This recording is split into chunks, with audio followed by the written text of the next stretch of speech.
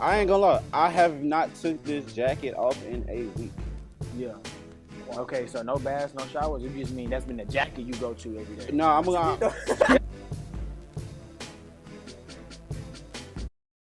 What's up, everyone that's tuning in today for this episode of Pay Attention at In The Mix Studios, right? I'm gonna let them introduce themselves, right? So first, Mr. Mars. That's so hard because I do everything that I want. Take pictures, graphic design. The clothing hustle on the side. Osa.Mars. Like the planet. That's a good. And then my Twitter is just that without the dot. Man, I'm new to this new microphone. This new to me, man. It's lit, man. What? Who you telling? Yeah, let's do it. But man. nah, just follow me, ea.visuals on Instagram, Twitter, ea visuals, no dot, same thing, same kick. You started your own clothing brand Immortal, right? You know, you have a lot of people that support the brand. How important is social media for any brand? In this day and age, if you want to have a successful brand, you gotta be on social media constantly. You gotta be consistent. You just gotta, not even if you posting, you just gotta be interacting with other brands, your market. You just gotta. You gotta look at social media as a new newspaper. Like people don't watch the news no more, bro. They looking on their phone. They get notifications on their phone. So I'm going to Twitter. you feel me? Twitter got news. So it's like a digital Yeah, news everything outlet. is like Yeah. the world is online now. Yeah. So so now with that concept of just understanding social media, man, as a photographer, using your social media, right? If any challengers came, right, what are some challenges you face, as a producer or a director, man? Probably growing and keeping a consistent clientele. Because you're going to have a lot of people in your DMs talking about they want to work, but they don't be ready to work for real. I respect They just be running their mouth, Yeah, okay, yeah, no. When you realize that life as a cameraman was more than a hobby. Just tell you how I got into. Yeah, for sure. Okay, so boom. I always like shoes. Like I love shoes. Like look at these. These are my favorite shoes. These some bad, bad baby. You feel me? And my uncle works for Nice Kicks, right? He was a photographer, and he was always getting free shoes. And I wanted free shoes, so I picked up a camera, and then I started taking pictures. Started getting free stuff. The first person to ever actually pay me for some pictures was Leo for her prom pictures. She paid me like $50, $60. Yeah. And she just hit me because it was like she knew I was taking pictures because I was doing that shit at school, but I was just doing it for fun. Yeah. Because I went to school for graphic design, so that was my main focus. But she hit me and those went viral. We probably got like 23,000 likes on her page. Yeah. And that was my first time going viral. What about Twitter? That's what I'm talking about. Twitter too. Yeah. It's hard to blow up on Twitter, bro. So you got to take that shit into account. Like Instagram, like Twitter likes is two different algorithms. Two different algorithms, bro. That's facts. So you really cold if you got 20K likes on Twitter, bro. Nah, that's facts, bro. That's facts. Then I started charging after that because I started to come back to Houston every weekend after that because I would have like 2 shoots Saturday, 2-3 shoots Sunday, just off prom, just because everybody knows and everybody wanted me to take their picture. I was going dumb, but when I look back at it and I was looking at my prices, I wasn't charging them nothing. Right. Like, what I was charging them is not even a deposit now. Oh. And not make, I ain't gonna say no money, because I'm still doing, the graphic design clothes, but not making as much money as I would be if I was shooting. Gotta make sure that you good for when you not getting those bookings, because the time gonna come. Like it's inevitable. It's a regression to the means. Like every up must come down, every down must go up. Like 2-3 shoots a day on average. I got burnt out after a few months because it's like time it takes to produce your product. Yeah. Nah, in fact, outside of just taking the pictures, Because honestly and truly, that is my biggest problem, bro. Like I'm in college and I'm a photographer. Like I'm trying to class and I'm trying to come home every day. I got a test on Monday, but I got to shoot Saturday and Sunday. So do you use like a calendar, planner? Are you digital? Okay. Yeah, like what do you like to track? How do you track? I use a calendar, but that's it. And I'll just put the date and the address in my calendar. Yeah. Majority of the time, I'm gonna just wait till they text me before I even leave the house, because models like to cancel. at the shoot, like before we get to the shoot type shit. I didn't pull up to a few shoots and nobody was there. Ain't even call you. Just ain't even cancel. call. Just ain't pull up. Wow. Yeah. Nice, real. So now let's talk about Immortal. What brands you feel like influenced you as a fashion designer with your brand Immortal? The Hundreds, Supremes. I had all the Thrasher magazines and I was trying. When I say I was trying, I mean I was wearing all the shit. I just couldn't do no tricks. I couldn't get the board in the air. I knew how to do it really though. I ain't gonna lie. I couldn't do no tricks, but bitch, I can go fast on that hoe. Nah, fact. Okay. What's up, Pronto? All right, bro, get out. Get out. Okay. If you understand the price and the budget that certain people pay for one video, such as the budget, and you know that you would go for another video, you would understand why people are charging what they're charging. Videos are essentially way faster than videos. Now with videos, what's your turnaround? Or does it better on I don't even have a turnaround for videos. Because the longer I take, the more work I'm gonna put into that. You feel me? Yeah. I was like, if you just gotta tell me how long I got with your shit for real. Networking, showing your face, just making sure people know who you are, just know what you look like. Cause I've been to a few events with my camera, pulled that hoe out and everything, took pictures of niggas, and they pulled out their phone to get my IG and have already followed me. Like, oh shit, I ain't even know this was you. I was on Broke Boy. We some broke boys. Is that one of y'all brands? Nah, it's my partner. Yeah, it's some of my partner shit. Support black business, bro. I wear my partner's clothes like it's designed. It is designed because they designed. You feel me? That's fact. You feel me? That's really fact. Like that. And that's really the next wave, bro. Black people wearing more black people clothes, bro. Fact. I ain't gonna lie. I have not took this jacket off in a week. Okay, so no baths, no showers. That's been the jacket you go to every day. No, I'm gonna. That's what I'm saying. I gotta clear it up, bro. That was valid because the way that fabric. This whole too soft, but it's not too thick, so I feel good. It's at Broke Boy Houston. See jackets, t-shirts. Let me do a little twirl for you. Yeah, bro. Hey, shout them out. Y'all know how we do it on Pay Attention, man. Yes, shout out to the Broke Boys, Houston, Texas. Let's get it, bro. Let's go. Like during the pandemic, we've probably seen a very big increase in black-owned businesses.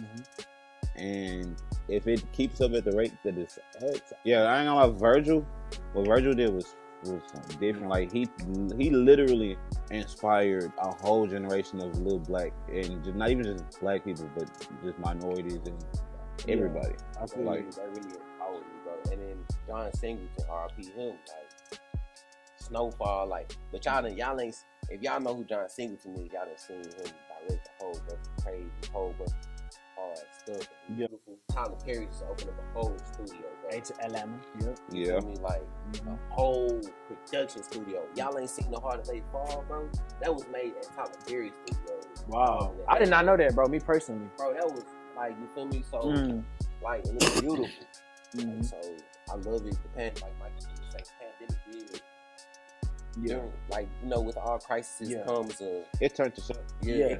We have higher people in higher power now with the voice to speak for us. Like he got a school in Atlanta. Not a school, but he has a store in the school, and they, like, all the kids go in, they get everything free. Like snacks, clothes.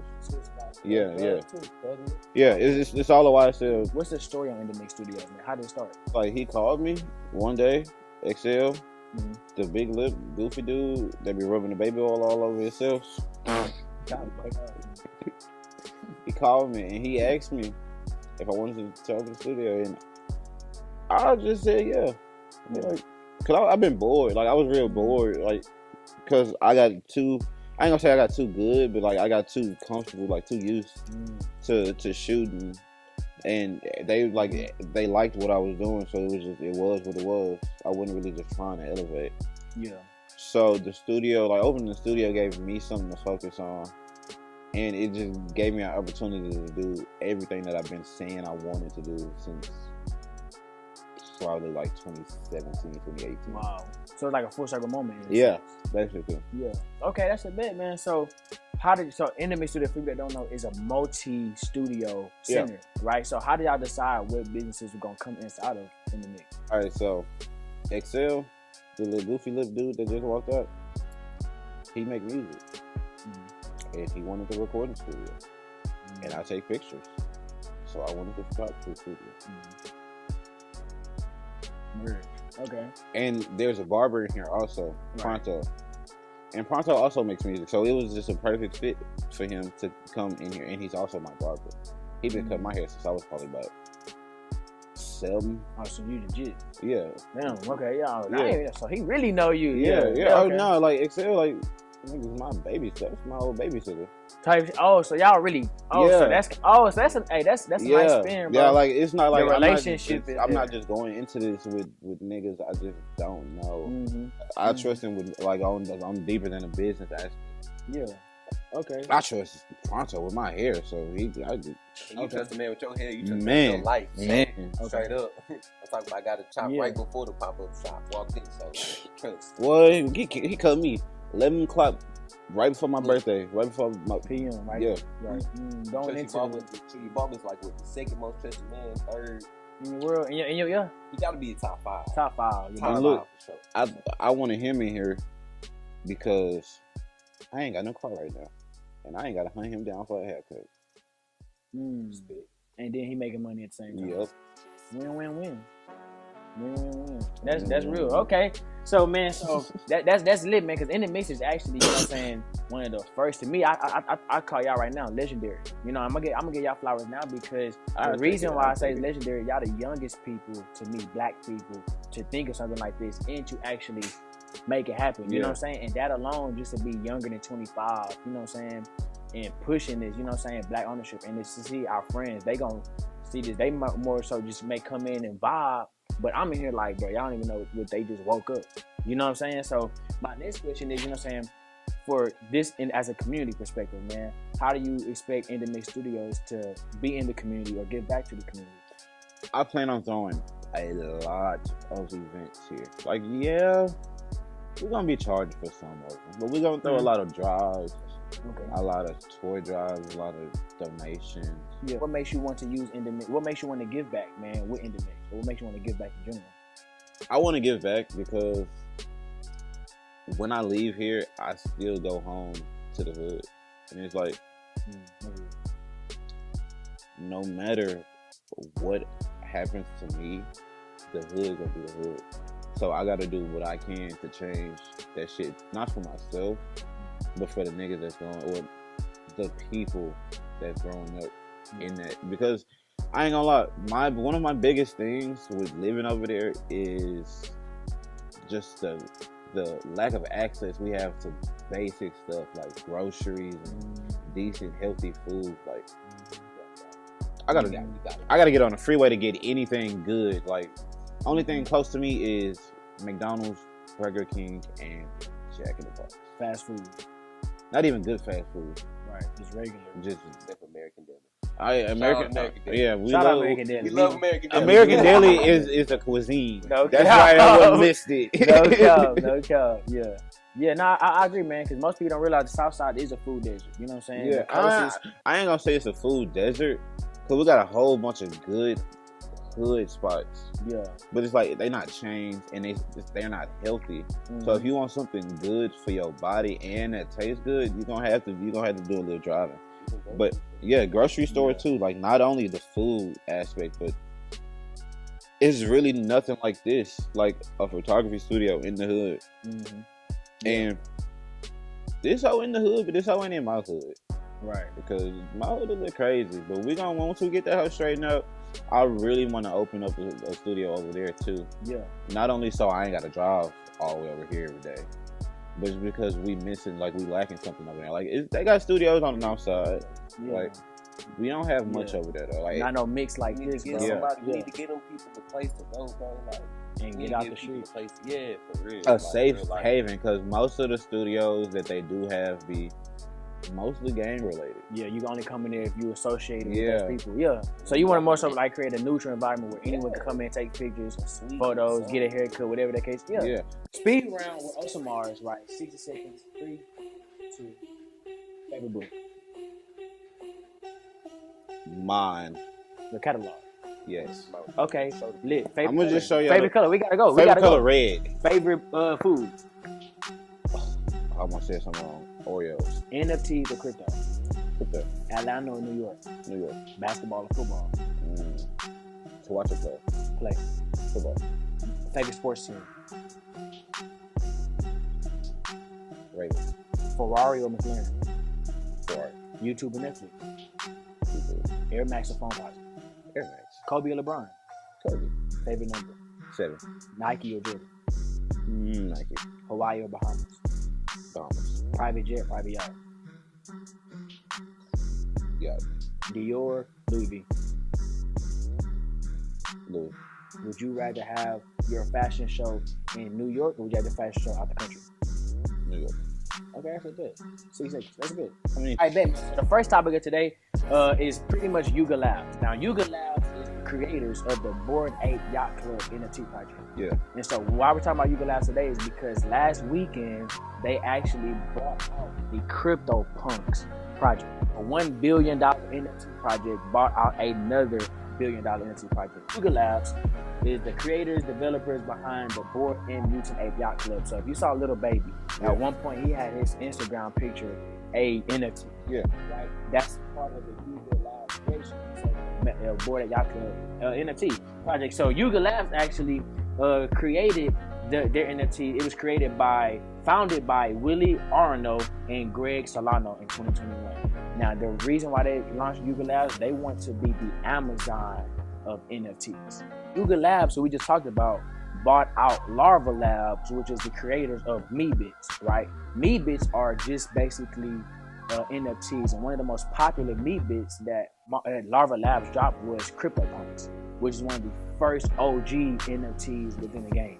And so I just want to talk about those because Larva Labs actually publicly commented and explained the terms of the deal, which described that they only sold the cryptocurrency NFT CryptoPunk project. So out of all the projects, they own the company Larva Labs. Yeah, they still Larva Labs. They just sold the rights to that project. Yeah, exactly. So therefore, you'll be seeing just new people maintaining, controlling the sale, buy, and trade of the NFT project. Yeah. Right? So it's lit, man. So that's Yuga Labs, man. So now Larva Labs, if you want to find out more on the trends and updates on Yuga Labs, right, the creators and founders of the Bored Ape Yacht Club, please visit their website at yugalabs.io and read the story on how they actually started. It's a pretty interesting story, man. It's about 1 page long, so it's pretty lit. So now my question to you, man, so you talk about NFTs, man, and both of y'all, man. Creating NFT is called minting, right? So have you ever thought about minting any of your artwork? No, definitely. Okay, so have you already did it, or you just thought about it? It's like NFTs are. I love the concept of them because what they can do is endless. Like you can literally, like the one I was thinking about doing was once you buy, you either get a free photo shoot. You basically get a total of 12 free photo shoots, and you get picked when. But it was basically gonna be 1 month for a year. Oh, so you were actually, that's lit, bro. Yeah. I would say do that shit if you haven't already done that shit. So you're saying basically if anyone was to become a part of your NFT club, right, if they buy NFT, they would get free photo shoots for a set amount of time or a set amount of shoots. Money Man recently in 2022 became the first artist to receive his album advance in crypto. So what an album advance is pretty much you getting paid to produce, you getting paid your royalties before you even drop your project. So he got paid that in crypto. So we're talking about potential 6 or 7 figure settlement, right? That's big. And it got people like Meek Mill interested in the conversation about getting paid in crypto, right? So my question to you, man, and both of y'all, man, do y'all think more artists may lead towards that than they get paid in crypto with the next few years? Definitely. Yeah. Snoop just pulled a couple of his albums off Apple Music and Spotify to sell them as NFTs. Okay. I was gonna talk about that. The Back on Death Row. Yeah. And other NFT projects. Yeah. Place where our hearts are pure. People wanna know what we're marching for. Grouped up, scooped up all my pals. Flavor for days, so much style. They can't even put it in a box now. Stepped out, gave a smile. Wait a while. Excuse me, Snoopy, can we get a flick? I ain't really tripping, gon' take that shit, bruh. It's really gonna be about getting love. And that's only cause I give love. I stand up for it, I man up for it like a brother supposed to. When to, go to. Be paying attention. Yeah, okay, that's lit, man. Okay, I think that's better, man, because when people see that who I'm talking to is already well versed and they feel behind, I want them to feel behind. I want you to feel left out. We just talked about money man getting paid in crypto. So I want to highlight one crypto. Now, my question for y'all is Shiba Inu. Have y'all heard of Shiba before? Okay, kids. Okay, lit. Okay, so that's a crypto we're gonna talk about today, and I'm gonna actually highlight the reasons why I'm talking about this. I actually talked about Shiba on the podcast before. You know what I'm saying? I invest in Shiba myself, you know, but I'm just talking about it because I've seen some new news around Shiba that I think are really kind of essential to Shiba's movement, man. And so with Shiba, man, Shiba is one of the largest currencies. It was actually launched as the Dogecoin killer when it first came out. Yeah. It was founded in August of 2020, right? Or by an individual group we have yet to be determined, right? Called Roshi, however you want to pronounce it, right? Now Roshi, the creator of Shiba, when he first created, the creator of Ethereum, co-founder of Ethereum, Vitalik, I just don't know his name right, Buterin, right? Roshi sent him 50% of the entire Shiba catalog, right? So the owner of Ethereum has over 50% of Shiba's coins in just sitting, right? Yeah. And that's just kind of one thing I want to highlight because, you know what I'm saying, you see on YouTube, randomly, you'll see them doing Shiba giveaways or Dogecoin giveaways, and they're matching what you give. So literally, if you have a million Shiba, just for having a million Shiba, they would send you a million Shiba back. You know what I'm saying? They would send you double what you send them. So it's, you know what I'm saying? So it's kind of lit with Shiba because a lot of people know about Shiba, but don't know that now is one of the best times because it's actually nearing the low that it was in January. So Shiba's current price right now is actually 200,000 of $1, right? In simple words, it's less than a penny. Yeah. Right? So that's how you read the decimals. It's going to be that big word, but less than a penny. And so understand Shiba is a token, not a coin, right? And so I want to break those down because coins and tokens are both cryptos. Right, but tokens just mean that it was built on another blockchain. So Bitcoin is a coin, Ethereum is a coin, but Shiba is not a coin; it's a token because it was built on Ethereum's blockchain. And it's not the only coin built on Ethereum's blockchain. But that's kind of things that you want to research and look into when you actually invest into a crypto. What blockchain is it built on? Is it a coin or a token? Because those different components can go against the value.